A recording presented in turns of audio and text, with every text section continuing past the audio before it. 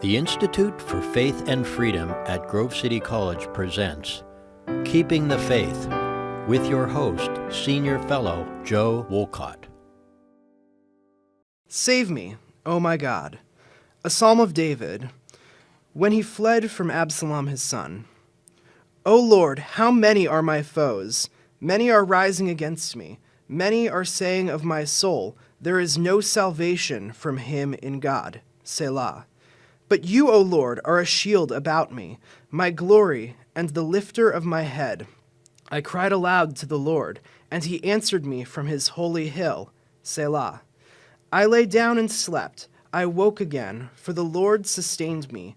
I will not be afraid of many thousands of people who have set themselves against me all around. Arise, O Lord, save me, O my God. For you strike all my enemies on the cheek and break the teeth of the wicked.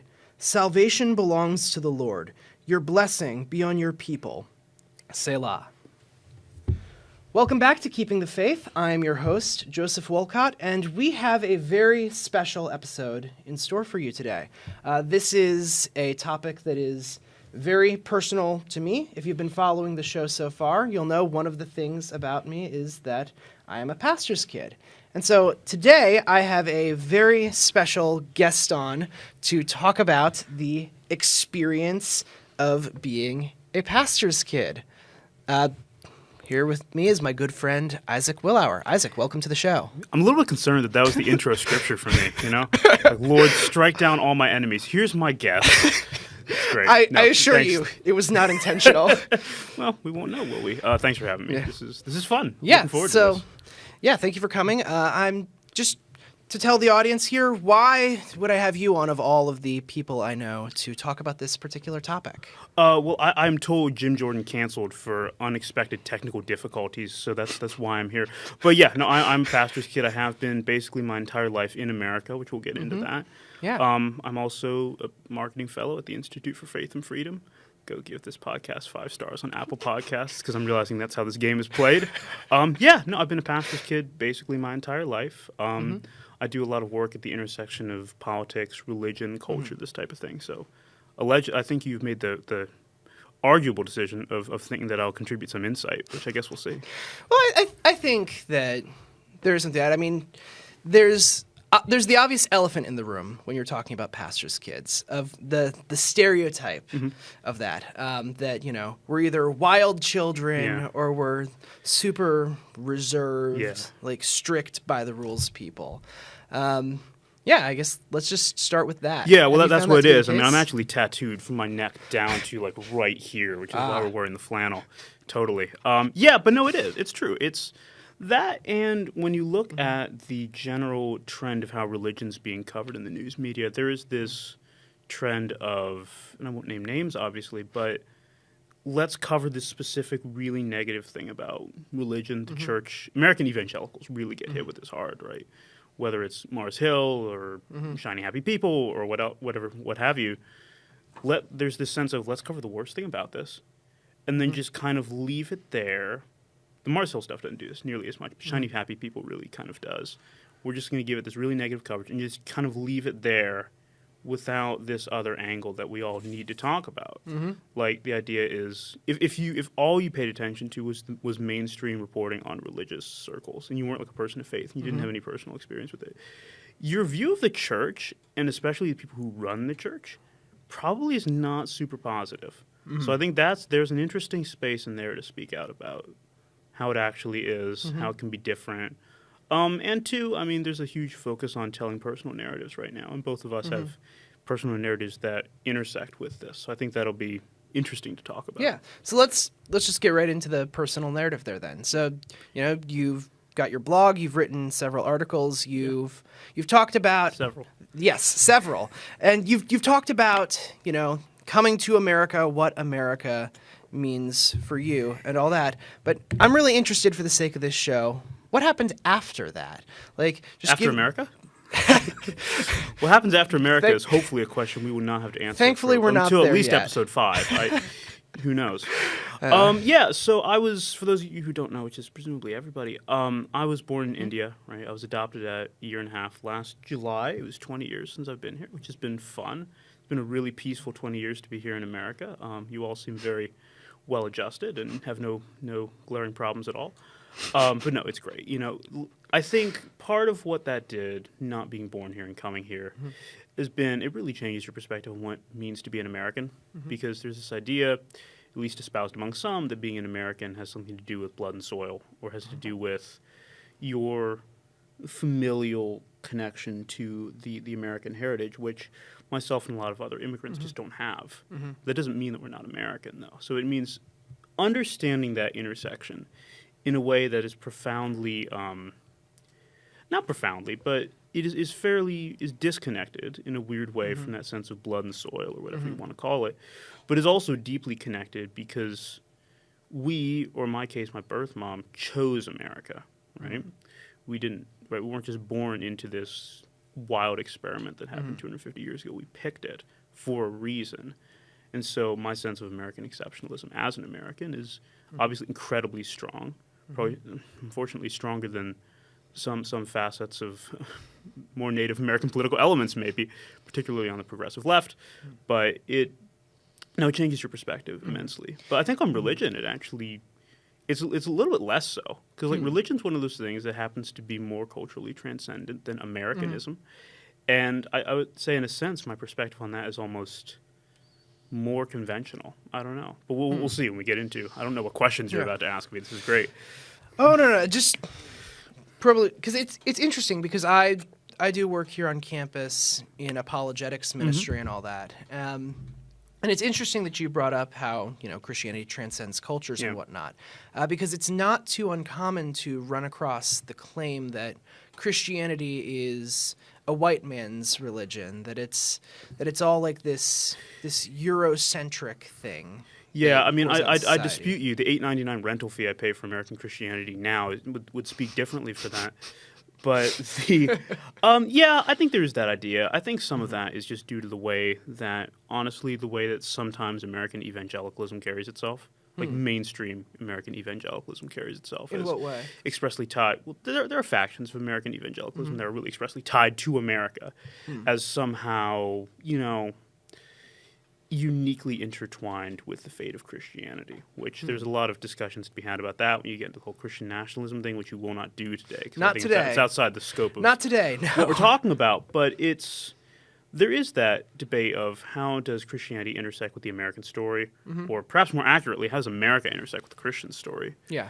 That these questions are worth having, and when when we end up with bad answers to that, I think that can lead into a sense of Christianity is very tied to this specific culture, which we can make the case that it's tied to, obviously it's tied to the Judeo-Christian story, because obviously, and we can make the case that it might be uniquely tied to the Western story, but that's a burden, right? Yeah. It's not correct that Christianity is a white man's religion, obviously, because then you run into this problem of, okay, where are all these non-white people who are, why Jesus wasn't white, right? Augustine of Hippo wasn't white, right? There are these problems. Like, Jesus was not, in fact, Chick-fil-A ordering, blue-collar Republican. What? Yeah, I know. You don't say. This is the Mythbusters of being an American evangelical, which I don't even know, because we're both Presbyterians, right? My dad's an Orthodox Presbyterian pastor. And my dad's a PCA guy. Yeah, it's whatever. We can talk about denominational conflicts. This podcast will be 4 hours long, and it'll be just us reading General Assembly notes at each other very loudly. That'll be the dreaded episode 5 that we'll see. Yeah, exactly. Yeah, it's I don't even remember where we were going with this. Oh, yeah. So there's a sense of, I don't even know if we're considered evangelicals, because we kind of are, but we kind of aren't. I don't know if we're going to get into that. That might be too off in the weeds. It's weird. It's a little off in the weeds. For better or for worse, we do get tied into the idea of American evangelicals, because evangelicalism, unless you're broadly religious, considered, we would fall into unless that. you're religious, you're probably not going to make the distinction between Presbyterians and evangelicals. And to a sense, culturally, that's fine with me. Yeah. No, I'm told you have some questions. I do have a few questions from... Where were you on the evening of? Yes, please tell us. When they crucified my Lord, yeah. start Good one. singing. These guys will hold up their lighters, We swing do not. back and forth. It'll be You awesome. do not want to hear at least me singing alone We on would a not, in hot, fact, be doing hot that. mic. Yeah, we great. We want you to watch the show. We don't Yeah. want to drive you away actively. And it just gets copyright strike at 5 minutes in. It just, Well, no, because hymns are public domain. Oh. So we'd be fine in that then we regard. can do that. We had no one to blame but ourselves. Total depravity, some might say. Yes, exactly. Amen to that. But yeah, so you and I, we each put out feelers on social media for just some questions to help guide our discussion of Revealing being a how pastor's unhinged kid. all my social media followers are. Thankfully, we kept some of the more hinged questions Yeah. here. I'm not going to ask about the tattoos. It's just, No, that's just unspoken. Yeah, there'll be a GQ interview later about that. I'll let you imagine what's under this Please, jacket. please do not ever say that again. Just evermore in life, do not say that. Let's just get into the questions. Yes. Before So all the of our first one, viewers I disappear. feel obliged to say this is one that my mother put in. Okay. But it's one that can Shout really, out to Mrs. Wolcott. Yes. Shout out to my mom. But it can easily lend itself to a lot of different questions, and it's Sure. just a simple: did it bother you being a pastor's kid? And there's a lot we can get into with that. Just like expectations and just the setup of the lifestyle. Yeah, I mean, getting the tattoos was definitely a bit of a... did it bother me? Yeah, it is a broad question. I think if we were going to answer this along the binary of was it more or less problematic than not being a pastor's kid? Like, in a sense, we can't answer that because I don't know. But, like, not really. Like, again, a theme that you're probably going to notice in this podcast is some of the problems that are stereotypically associated with pastor's kids are not problems that we have had. So in a sense, you and I are, I don't want to say outliers, but we do represent a certain slice of experiences on this kind of stuff that is actually relatively similar. Opinion-wise, maybe less so, but we'll get into that. But experience-wise, we've had relatively drama-free childhoods, all things considered.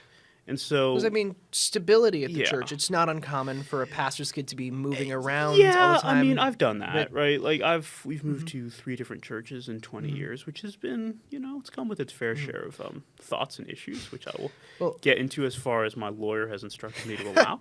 But it's, I'm really an outlier in this regard. You didn't because move churches at all, My right? family's been blessed to be at the same church for the last Yeah. 20 plus years, which good for you. shout man. out to them. They take really No, that's good awesome. care of us. But yeah, I am very aware going into this Yeah. that I am an outlier in that regard. and that's okay. It's just as Yeah. long as we are both outliers, and that's okay. We just like that's our bias. Before we Yeah. talk about this, Yes. that's our bias. But did it bother me? Not really. I mean, I think there's definitely a little bit of a sense of like you're different as a kid, and maybe kids treat you differently. But like that's like 7-year-old sandbox politics. That stops mattering once you become like 13, 14, 15, at which point it's replaced by a whole new side of emotional just issues. But it's just called being a teenager. Yeah. So did it bother me? Overall, no. I mean, it definitely gave me a different perspective. Yeah. So I mean, did it disrupt my what would have otherwise been a more conventional or perhaps apathetic perspective on the church? Yeah, but I wouldn't say that bothers me. Yeah. In a sense, I would say I'm almost grateful for it. And we can get into that later. Yeah, no, I'm very grateful for having come up in that background. Yeah. Certainly, it's something I've grown into as I've gotten older, and I've come more to the Yeah. position of wanting to go into that same pastoral role. Yeah, see, that's another difference because I'm not like going into the pastorate at all. And anybody who's been watching this podcast for 7 minutes is like, yeah, good thing. Yeah, it's we're choosing very different paths, right? But that's okay. But in terms of you do grow into the pastor's kid role. It's weird. Like there are bits that don't make sense until there are bits like when you're like 12, 13, 14 that don't make sense until you kind of grow up, you go to college, you go out into, I would assume, presumably, you go out into the real world and you just kind of get more adult, presumably, yeah. Once they unlock the studio door and let me out. You go out into the real world, that stuff makes sense in a way that it didn't before. Well, and this topic is especially one of interest to me as someone who is a pastor's kid who's going into the pastorate and Just going to leave this bottle open. Lord- Perhaps Jesus will turn it into wine later. Lord willing. Maybe. But no, Lord willing, like I'm hoping to get married and have Yeah. kids of my own. So this is a topic I Yeah, really need to be it's something thinking about that how I approach it's a this. generational cycle you are choosing to continue. Yeah. Yeah, which is like there's nothing wrong with being a pastor. Yeah. It's just like you do have to have that realization that this is going to come necessarily with some interesting your kids are going to grow up with a different perspective of the church. Yeah. And that's just inevitable. Yeah. That's okay, just as long as you understand that. And being a pastor's kid means that you have a better handle on, at least ostensibly, would have a better handle on that. Yeah. We can talk about that. To take it back to the original question, like, as far as I'm concerned, like, did it bother me and just expectations that people put on me? Thankfully, my congregation that we've been at has been very gracious in dealing with us. Yeah, this is the big difference maker. Yeah. Is that if you're at, like, I had the same thing, right? Yeah. Like, my congregation was never, none of the congregations I've been at have particularly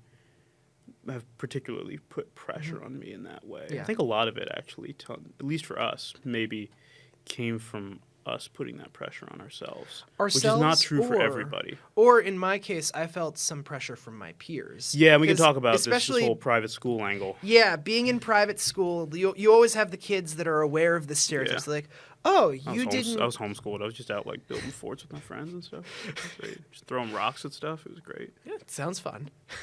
But it's you always get the comments of like, oh, well, you should be perfect at this thing because you're a pastor's kid, or you shouldn't be doing this because you're a pastor's kid. Missing questions in Bible trivia. Oh, what's happening over there? Oh, you flipped the numbers in the Bible verse. What's happening with the test? Wolcott team? What's in the water? Yeah, no, it's like fair. there's something sinking there. Yeah, which is like this is casual ribbing, right? Like whatever. It's I don't know. Maybe that affected you at some deep psychological level, which I'm unaware. But not particularly. And next episode, you just bring on one of those kids. Did you realize at the time? Did you realize how much you hurt me? That's right. Yeah. But no, so yeah, that's another thing I kind of grew out of. No, for sure. So okay, so that's a question. That's a good question. Yeah, but I have a little bit more on Okay. bothering me because I think it's interesting because our dads did different things in our respective congregations. Yeah, that's true. Because your dad held the senior pastorate. Yeah. My dad is the pastor of youth and family ministries. Has he ever been a senior pastor or no? No. Okay, gotcha. No. And as far as I know from last I talked to him, he's very happy where he is. But part of that is, you have 3-ish generations now of kids that have gone through had him as their pastor. He works very closely with the youth. So there were times when it did bother me a little bit because when you're in youth group and he's interacting with them that way, and like he's on a first name basis with all the youth, it's like, oh, he kind of feels like he's everyone's dad. Yeah, no, for sure. For sure. Which, I don't know. It was interesting. And I've made some great lifelong friends from people that he's been a sort of father figure to, but there was always that initial feeling of like, oh, well, he's kind of being everyone else's dad. Yeah, which can, I don't know, yeah, I can see that being not necessarily bad, but just odd. How old were you at the time? Oh, gosh. I had him as my youth pastor throughout all of middle and high school. Okay. So that was... So just really, on average, a really emotionally stable time in every kid's life is the period from middle to high school. Yes, of course. Oh, yeah. It's crazy. No emotional problems whatsoever. No, of course not. But the question is, were they caused by being a pastor's kid? I don't think so. Vast majority of the time, probably not. No. Okay. No. All right. So I guess, do we want to move on to another question? Yes, please do. Yeah. Okay. So this is one that I got, which usually comes up with pastors' kids and just Christian kids in general. That do you believe your beliefs are your own, or that they were the result of your environment and status as a pastor's kid? This is the question that becomes a little bit more difficult to answer, right? Yeah. So, and it's not, for me, it wasn't a question that really became an issue until I came to college. Okay. It's like going through high school, it doesn't matter, right? I was a apathetic, one might even argue troubled in high school. Some people are like, it never stopped. I'm like, yeah, whatever. Yeah, I think that does become a question because you have to answer this question, not even about the faith. We can answer that question about the faith. That's almost a different question. Yeah. The real issue is how do you think about the church? Because I think in a couple real senses, we tend to view the church differently. So the saying always goes, the church isn't a business, it's a family, this kind of stuff, right? That's true. But there are aspects as a pastor's kid in which you do view the church as a business, or at least you can be tempted to, because it pays your fate salary of the church depends on, has a huge impact. Your life as a kid, at least, kind of hinges on how the church does. Yeah, and if some people just aren't aware of that and remain in blissful ignorance, and that's fine. Like I don't want every pastor's kid to go through life as, aware of that as I did maybe in high school, but there is that sense in which you view the church differently in that sense, and that's just the start. Yeah. The second part is how do you view membership in the church? How do you relate to people in the church when you don't have the immediate credibility of, oh, my dad's the pastor, right? This has been an issue that's been interesting for me because like I obviously went to college, did the church shopping thing as all college students do. Yeah. And I wasn't going to say this, but I will. Forget it. Go for it. One of the first churches I visited, I won't say which, I walked in and it was a Presbyterian church, and I think the first words out of the greeter's mouth, because it's a Presbyterian church, it's an Orthodox Presbyterian church, the first words out of this person's mouth were, "Oh, you're Jeff Willour's son." And I'm like, which is, some of that is just the nervousness of being a college freshman, but a part of that was like, oh, okay, so that's the framework through which you're viewing me, and therefore, because I'm an immature college freshman, through which I'm now going to have to view you. Okay. Well, that's not going to work, is it? No. That has been a one-off, not a trend throughout my life, thankfully. It's funny. But there is that question. How do you relate to the church? What are you to the church, if not the son of the pastor, right? What does it mean to be a normal church member? And maybe that's a question, because you're wanting to go to the pastorate, and I'm not. That's probably a question that I'm going to wrestle with more than you in terms of how do you go from being front row kid to being, I'm just a member of this church. Yeah. Right? I have a non-pastoral vocation, right? My entire life is not. My life does not revolve around church in the way that a pastor or a pastor's family does, right? That's a real question. And that comes with some questions about belonging, right? It's interesting being the kid, too, because when you're not the pastor, but you're the pastor's kid, you have essentially the recognition as being of the pastor's family. Correct. Like, growing up, which you can leverage to your advantage in just amazing and beautiful ways that are totally Christian. Yeah. Totally Christian, But Eat like, more candy. It was Why? always... I'm going to tell my dad. Okay. But it was always a little weird because, the adults come up to you and you're like, oh, I don't know you, but you know who I am. This is true. This is just a whole thing. Yeah, I was in Grand Rapids over the summer, and I was at a church, and someone came up to me, someone who I had not met, and someone who was very nice. Like this is not like a traumatic story at all, but she's like, I've known. What did she say? She was like, I went to your dad's church 20 years ago in New Jersey, and I see your dad's Facebook posts about you all the time, and I'm like, that's awesome. Who are you? And that's not unique to pastors' kids, right? There's tons of people for whom that's the case, right? Like, especially if you're in a really tight-knit community. Yeah, or your dad's someone like notable, right? Like I know a couple people who are like their parents were kind of notable people, and they've mentioned that this happens. So that's not unique to pastors' kids. Yeah, but it is weird. Right? Yeah, like there's that sense of your social hierarchy, for lack of a better term. I'm gonna regret that probably, but in church is tied to your connection to pastor. That's kind of weird. Yeah. One, how do you function when that's there? But two, how do you function when that's not there anymore? Or at least in any meaningful sense. Yeah. Yeah. Especially being part of the congregation in a Presbyterian church, because like you're involved in voting on all of the issues and all that. So it's especially when you get in the yearly meeting to budget. It's like, oh, I am technically allowed to vote for how much my dad gets paid. 100%, yeah. It's like, let's help this guy out a little bit. Usually, I just handle that by recusing myself. Yeah, that's how I do it too. I don't know whether that's always going to be a thing. So it's just interesting because you're enjoying membership. Yeah. But then there are certain places like where it feels some weird implicit to engage. stake in. You're just like, oh, this actually kind of affects me. You're just like, can we get an addendum for the college side? Yeah. That's a joke for anybody listening to this. We would never do that. That's a joke for anyone listening from my church. Not going to do that. My goodness.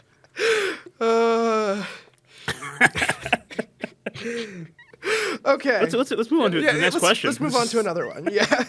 So this is a very interesting one, and it kind of ties into some stuff that we've talked about already. Interesting. Yeah. They are all interesting. So this one is a bit of a longer one, so bear with me. Do you feel like your pastor father gives time/attention/effort to his parishioners that he should be focusing on his own family. How easy do you think it is for a pastor to lose that work-life balance, and do you think it's common for PKs to feel some level of abandonment because of this? Okay. You know, it was a really like nice, like sterile question too. Through the word abandonment at the end. It's just like, what do you think about this data trend? And you think people are scarred and brutalized by it? You know, I never really did, right? Mm-hmm. So like, I never felt like. Part of it is throughout most of my life, my dad has pastored pretty small churches because mm-hmm. like. Shocker. Well, if you're listening to this podcast, you can get a sense of this. Presbyterian churches ain't that big, mm-hmm. right? Like especially 100 people's a mega church. OPC tends to be a bit smaller. Yeah, they're small. They tend to be pretty community based, which mm-hmm. is fine. I think it's a perfectly fair model for a church. I'd argue a really good model for a mm-hmm. church. But some of that is circumstantial. Mm-hmm. I never really felt that way. I know it can though. Mm-hmm. Like I hear stories all the time because, like, again, you're not the only pastor's mm-hmm. kid I know, right? There's a syndicate of them just around the world, and we all talk to each other on these little earpieces that are hidden on the other ear. That's why I'm sitting on the side of the table. I hear about it all the time. Yeah. It happens. It's mm-hmm. pretty normal, especially if your dad's the pastor of a big church. Yeah. Or well, I think there are two factors. It's not, this one's not unique to pastor's kids either. There's the size factor of the congregation. There's also just how healthy the congregation is. Yeah, because if you're in a really struggling, needy congregation, then your dad's going to have to pick up a lot more of the slack. Yeah, and it's interesting. You know, I hadn't thought about this until right now, but mm-hmm. in terms of, like, there's a sense in which you don't realize that, maybe I didn't realize until later in life, that, like, that kind of stuff, doing pastoral work, gave my dad a ton of joy. It still does, mm-hmm. right? And we've been blessed right now with a really, really mm-hmm. awesome church, right? Mm-hmm. It that fuels your dad mm-hmm. in a way that, at least for me, pastoral work wouldn't fuel me. It's one of the reasons mm-hmm. I'm not going to be a pastor. There are many reasons, but that's one of them. And I guess as a kid, you don't necessarily realize that because mm-hmm. you see, well, he's taking care of me, and presumably that fuels him because he's my dad. Mm-hmm. What's he doing when he leaves the house? What are all these people out? What are you talking about? Your car broke down? Okay, right. Like mm-hmm. when you're a kid, you don't really understand that. But now I guess I understand. Now that stuff drives my dad, and that gets him fulfillment too. So, is it easy for a pastor to lose sight of work-life balance? Yes, it is easy for anybody in a high-demand job, especially a high-demand job in which you are, at least in principle, always on call. Yeah. To lose sight of work-life balance because they're kind of. Because that's the thing. Being a pastor is not a regular. Isn't one. Like, it's not a 9 to 5 job. It's a weird vocation. Yeah. It's not a 9 to 5 job. It's more like a 5 to 9 job, except on Sundays. That's just the way it is. Mm-hmm. Yeah, I don't know. It happens. Thankfully, it's never happened to me. It's a big problem. Yeah. But I would say if you're struggling with that and you're a pastor's kid, I mean, talk to a qualified mental health professional and sort out your issues. I wouldn't start trying to parse that. Right. At a 30,000-foot level on a podcast. Yeah. And I think part of having a good work-life balance as well comes with having a church with capable elders. Yeah. Because I think that's one of the advantage of being in a Presbyterian form of government, because we do put a lot of stock in the selection of our elders and making sure that they meet all of the qualifications of 1 Timothy 3. Well, outside of theology, it's just also the sense of being a well-balanced team that can handle that issues too. Appropriately. Because there is a practical element to that. Yeah. But let's keep moving through these. Let's try and get through a few more. Yeah. So try and answer these we got a few fashion. Awkward questions. Lovely. But it's my favorite thing. The 9 a.m. on a Wednesday, awkward questions. Let's do it. I won't read the specific question on there, but the general theme that tied a bunch of these together was wondering why so many pastors' kids at least go through some sort of rebellious stage. Yeah, because no other kids ever go through rebellious stage. No. It's just us. No. Yeah. But I do think there is something to it. There are extra factors for pastors' kids. I think I'm going to be honest. I don't think this is as much of a pastor's kid thing as it is just maybe a religious kid thing. Like, I know a lot of people who grew up in the church who are not pastors' kids who really rebelled hard and are still, right? Yeah. I don't really know if that's a pastor's kid specific thing. I think there can be, right? Because it's like that idea of, especially going back to what we talked about earlier, if you're in one of those scenarios where it's like, oh, you have to be perfect because you're the pastor's kid, now you're missing questions and Bible trivia. What kind of Christian are you? 10 points from Gryffindor. Except you don't know what Gryffindor is because you're homeschooled and you're not allowed to watch Harry Potter because demons, right? Yeah, it can happen. It does happen. I'm not surprised at all when it happens. I think it's also important not to confuse rebellion with growing as a person or like going through that natural tendency of exploring politics. And this gets to the point where we draw down the fourth wall. I've read all these questions before we went on the air. There's a question in there about exploring politics, exploring your own religious beliefs, that kind of stuff. Yeah. That's not necessarily synonymous with rebellion. Some of that's just being a person and figuring out who you are. Especially with us as college students. And if you grow up in a really, like, I'll use that word, fundamentalisty kind of church background. Yeah. Like, first of all, if you're going through that, I'm sorry. Like, I'm only now realizing, because I have a lot of friends in that, how traumatic that can be, and just, wow. If you kind of grew up in that church environment, it can be really difficult. Because in that environment, you reaching out, trying to explore your own interests and trying to figure out who you are in the world, that can be seen as rebellion. It's not, though. It's not always. Sometimes it is, right? And we can have that conversation. But, like, you have to learn to be okay with yourself, just following the evidence where it leads on stuff, learning how your faith intersects with the world, right? Because you're going to run into the world. Yeah. And at least in our respective backgrounds, not necessarily in specific congregations, but from what I've observed more broadly, there's a very real sense of the world, right, as this source of corrupting influence. And it is, right? Yeah. But it's that question of how do you navigate that with confidence? Yeah. And also, like, just actually being, like, we are called to do two things. Be in the world, but not of it. Right. We're still called to be in the world. Right. That part hasn't changed. Yeah. So in that sense, it's not any different from being any other religious person. Just maybe there's a few like little bits of I don't want to say trauma, bits of contemplation that you might not otherwise have had. But it's not that bad. Yeah. At least not for me. It has been bad for other people. Especially, like, we've talked about this off camera and whatnot, just like you do a lot of growing as a person, especially in a college environment. In early 20s.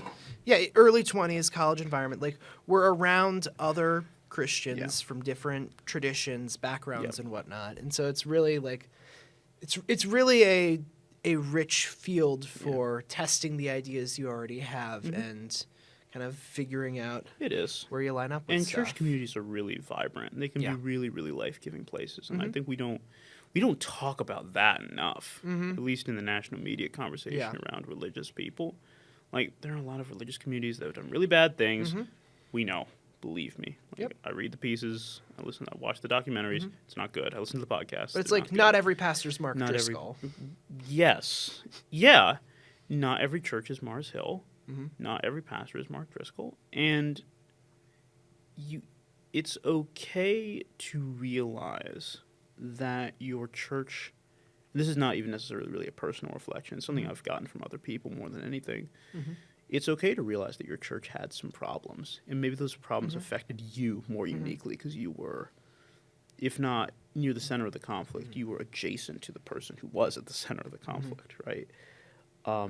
It's okay to acknowledge that your church had problems, but handling those problems, like your obligation to respond to problems in a healthy and life-giving way, even for yourself, doesn't change because you've gone through bad things or because you've had to go through some soul searching that you weren't anticipating, right? Life is just like that. And that's not to diminish people who have been through trauma in any way, right? That's just to say that we have certain obligations as Christians to choose the life-giving path, right?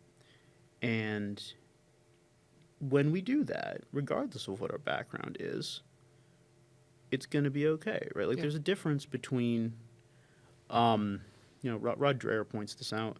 There's a big difference between hope and optimism, right? Even if you really did go through some messed up stuff with your church, which a lot of people have, and we shouldn't gloss over that in any way. you don't have to be optimistic about everything, but you can be hopeful. You can be hopeful about a lot of things, religious trauma included, right? Like there was, we will say it now because this is because I actually really enjoyed the Christianity Today Rise and Fall of Mars Hill podcast. That was really, really good. I have not Mike yet Cosper listened did to a it. really, really good job. But one of the last episodes is about how you heal from church trauma. Okay. And it's possible, right? You can move past it. Yeah. It doesn't mean you forget about it, you pretend it doesn't exist or wasn't there, but like there's healing there. Yeah. And if you've been hurt by being a pastor's child, I'm sorry, right? There's no way to undo the hurt that you've gone through. But sorry, I'm just thinking about someone in particular. There's still the faith of your childhood, even if you felt that it hurt you, is still a faith of incredible power. And the church hurting you is not the same thing as Jesus hurting you. And that might not be super, maybe you're at that point where that's not super like persuasive or comforting. It's like, yeah, but the church is still there, right? I get it. I really do, right? It's okay to struggle with anger towards the church. It's okay to struggle with frustration towards the church or even at people, right? But it doesn't mean that the faith of your childhood doesn't work anymore or that the God you thought you knew during childhood seems far away. He's still there. That part hasn't changed. Yeah. It's just learning to rebalance that as and respond to that correctly, not because of who your dad is, because of your identity as a Christian. Yeah. That's where that comes from. That's the only place the healing really comes from. If you've been, even if you've been hurt by stuff, which feels paradoxical, right? It's like what do you mean the thing that hurt me is the thing that's going to heal me? Maybe they're not the same thing, but what do you mean the thing that's really adjacent to the thing that hurt me is the thing that's going to heal me? Well, it's weird, but it happens. Let's get into some of the specifics of that then. Like, having grown up with the pastor's kid's perspective, what are some things you would highlight as particular healing factors of the church? I can't speak to it too much because I really wasn't hurt by the church that much, but it was if you have a good church community, they can be really supportive. Like I've been blessed with, I've been to 3 churches. All 3 of them are really supportive. My dad is pastor, right? Really thankful for that. That's great. So that's a healing factor. I think having someone in the house who is theologically adept is a nice thing. I don't know. I guess I've just never thought about my childhood as compartmentalized as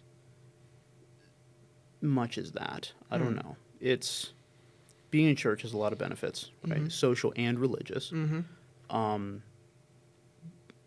Being part of a really religiously devoted household has a lot of benefits, social and religious. And those just kind of happen, whether your dad is a pastor or not. Like, it just kind of gets down to the question of how do you relate to the church? And that's a question that everybody has to answer. No one ever walks through the door of a new church, oh yeah, I feel totally at home. Well, maybe they do. A lot of people don't. A lot of people struggle with how to relate to the church. And that's just an unfortunate reality of joining new communities or being a part of communities, especially being a contributing member of communities. There's always awkwardness there, but like, it's going to be okay. Yeah. Right? Yeah. Shall we move on to one of our final questions? Sure. Yeah. In what ways is your faith stronger, and or in what ways is it weaker as a result of having a pastor dad? I've gotten to experience the profound disconnect between someone's faith and the way that they are as a person. There are people in churches I've been to in the past that I'm just really not fans of, right? Just like for whatever that sounds terrible. That's a great way to lead into a question about like forgiveness and happiness, but it just happens, right? Yeah. I think this happens to everybody in church, whether you admit it or not. There are people in church you're just not a fan of, right? Yeah. It's just communities in general. Right, yeah, like there's always, and it's okay to understand that this person's a Christian, they have a personal relationship with Christ, they have all these things, but I still just kind of can't stand them, right? That is, depending on, there are obviously very unhealthy ways to handle that. That's also like that's just going to happen. Mm-hmm. And if that happens, and obviously it's a little bit more difficult if it happens early in life, but it's like you learn to get okay with the dynamic of caring about a person while necessarily not being a huge fan. Like, yeah, we wouldn't grab coffee every week, but like I still care about you as a person because you're part of this community and because And two, I just thought about this. This is weird. This is like unraveling. It's like Dumbledore again. Another Harry Potter. No one's gonna understand it.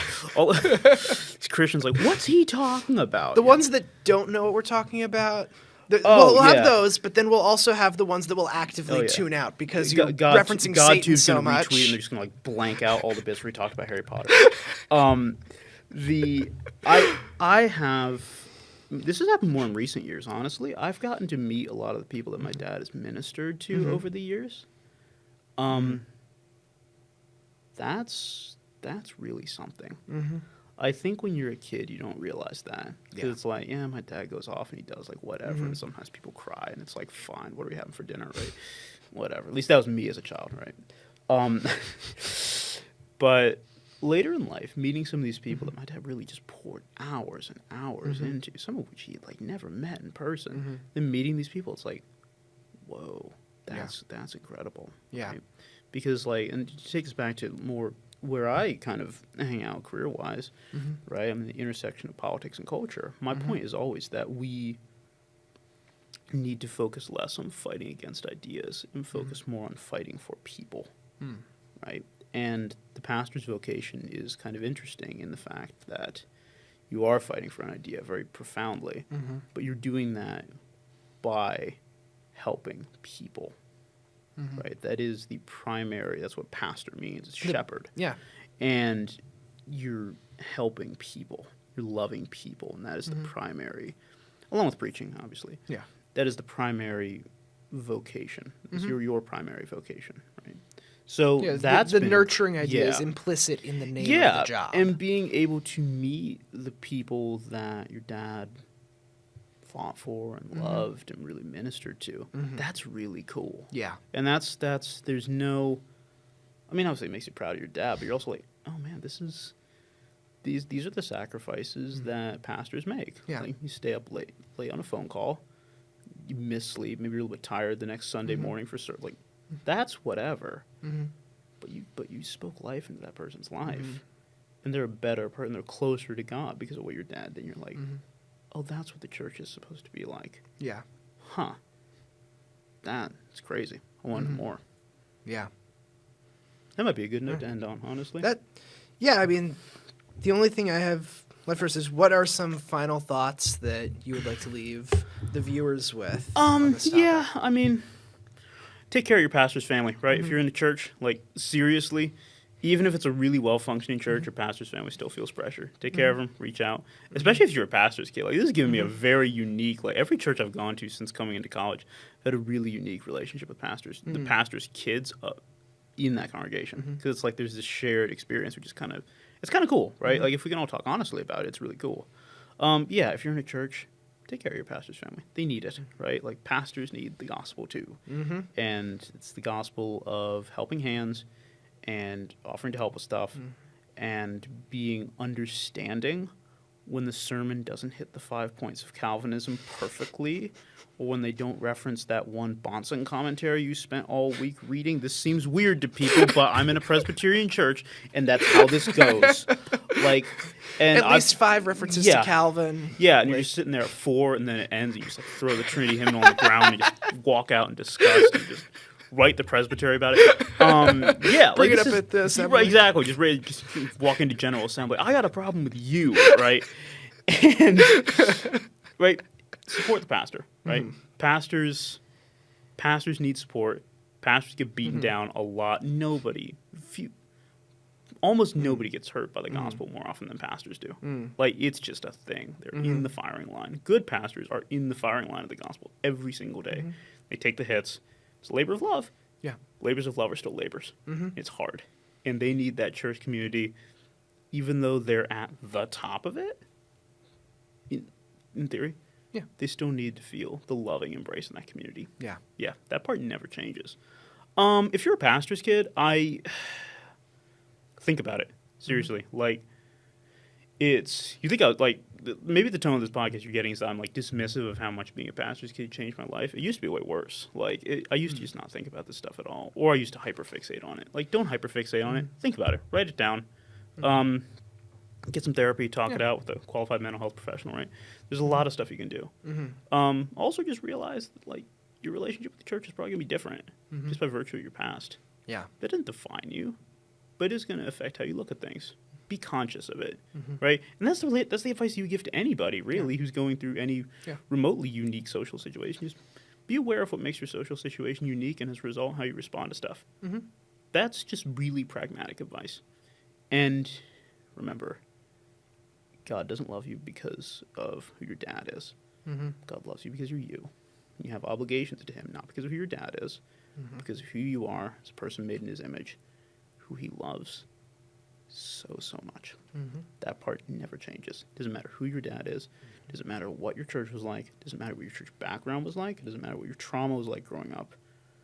You're still loved by the creator of the universe. And that matters more than quite literally anything you will ever do. Yeah. And you're going to be fine. You're going to be fine. It's going to be great. That. It's a tough world. It's a weird world. Trying to reconcile like culture with faith is always tough. But guess what? We all got to do it. So you're going to be fine. Yeah. I have faith in you for what it's worth. All right. I'll just close off our time together with our selection from the Heidelberg Catechism for this episode. This is good, see? Yeah, I'm working expositionally through the Psalms and the Heidelberg. Just got to give everyone a little bit I've been on a lot of taste political podcasts from like AEI, like New York Times. I've never not once has anybody ever closed with the Heidelberg Catechism, so this is fun. All right. From Lord's Day 3, question 6. Did God then create man so wicked and perverse? Answer: no. On the contrary, God created man good and in his image, that is, in true righteousness and holiness, so that he might rightly know God his Creator, heartily love him, and live with him in eternal blessedness to praise and glorify him.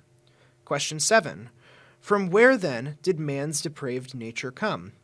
Answer: from the fall and disobedience of our first parents, Adam and Eve, in paradise. For there our nature became so corrupt that we are all conceived and born in sin.